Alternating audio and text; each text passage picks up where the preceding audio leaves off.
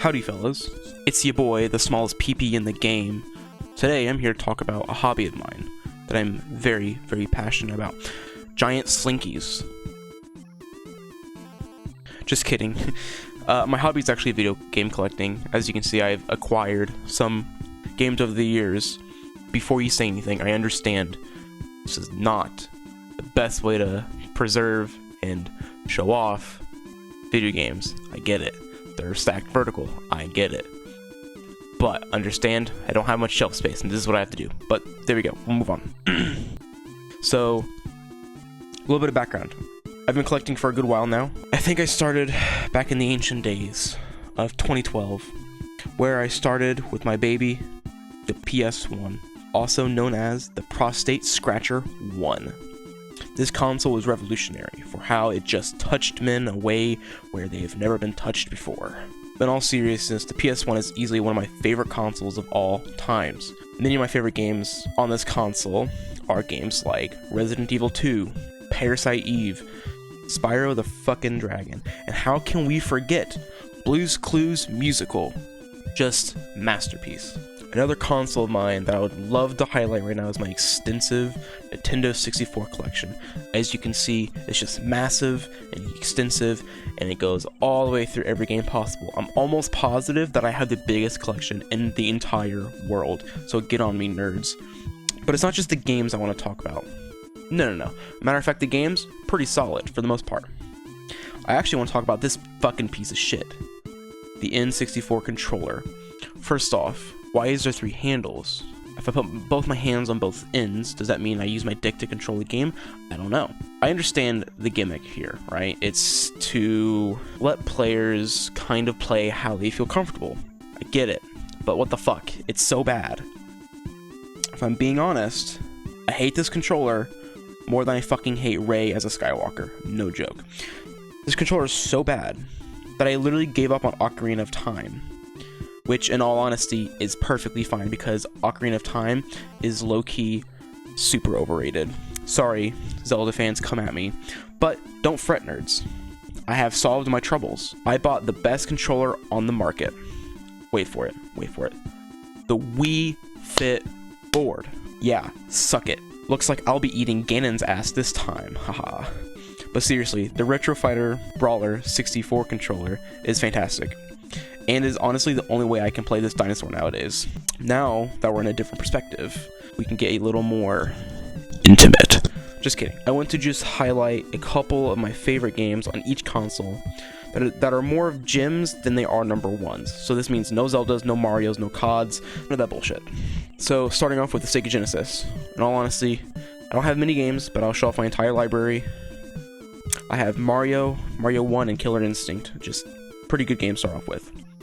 Now, going back to one of my favorites, the PlayStation 1. Ape Escape, absolute hidden gem. Buy it right now. Like, literally stop the video, buy it. Just leave, buy it.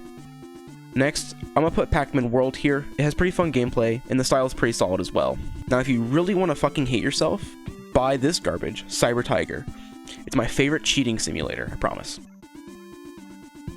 Next really good one on this list, Quake on the N64 is a surprisingly decent port. Just don't use this vomit breath of a controller. Remember that, kids. Remember, never use it. I'm talking about the original Xbox from whenever it came out. Indigo Prophecy is pretty awesome. It is by the same developers as the critically acclaimed movie Detroit Become Fucking Stupid. On the Xbox side is GoldenEye Rogue Agent. It's actually a surprisingly fun FPS from the early 2000s. But I've always felt that the controls were a tad off. Something about the HUD and the crosshair, and it just never felt right to me, but it's still a pretty fun game nonetheless. Like the Sega Genesis, I don't have that big of a library for my GameCube. However, there's one game I will highlight, and it is Spyro Hero's Tale. It's a pretty decent modern-ish Spyro game, but for some reason the visuals are a little cloudy. I think it's because of the resolution scaling of a modern TV. But for the most part, it's pretty good. Now, moving on to the Wii. Favorite home console where grandma can magically get out of her wheelchair and play some fucking tennis. I'm gonna highlight this just awesome hidden gem. We all know what it is, as you can see. It's Cooking Mama. Okay, I will highlight a Resident Evil game. For the Wii, I'm going to put Resident Evil Umbrella Chronicles right here. mainly because it's a pretty good light gun shooter, but it does get little parts of the Resident Evil story wrong, but you do get the gist, so it's pretty okay. Now on to the 360. Dark Sector is an awesome gem from the 360. It has fantastic sound design and definitely does not turn you into a serial killer IRL. Now for the PS3, I'm gonna have to say Wolfenstein 2009 is a really fun gem for the PS3 and 360 as well. This game can run a little pricey for a game this old, but I think it's pretty fun, but it's definitely not as fun as Mecha Hitler. And for the Wii U, to be honest, my library is relatively small for the Wii U, mainly because I really use it for Virtual Console. I know what you're thinking. The Wii U?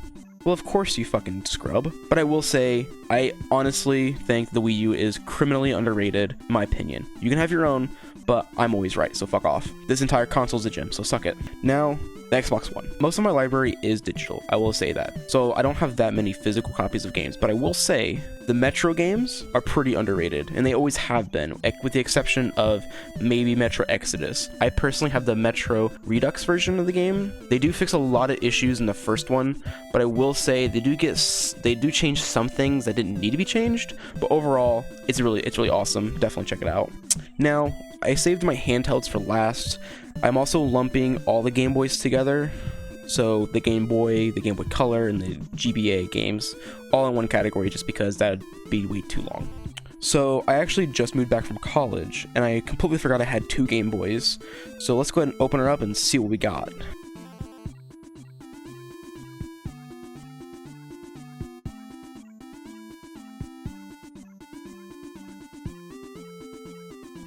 Ah, yes. Sabrina Zapped. Absolute gem. Hey guys, thank you for watching, and I hope you enjoyed this video. You don't have to subscribe, please don't if you don't want to. I'm not gonna make you. I'm not gonna be one of those people who's like, oh, click the bell, subscribe, like the video, comment your favorite game. No. I'm not gonna do that to you guys. That's fucking dumb. Just watching is totally fine for me, and I'm appreciative if you even lasted to the end of the video. So, with that, have a good one.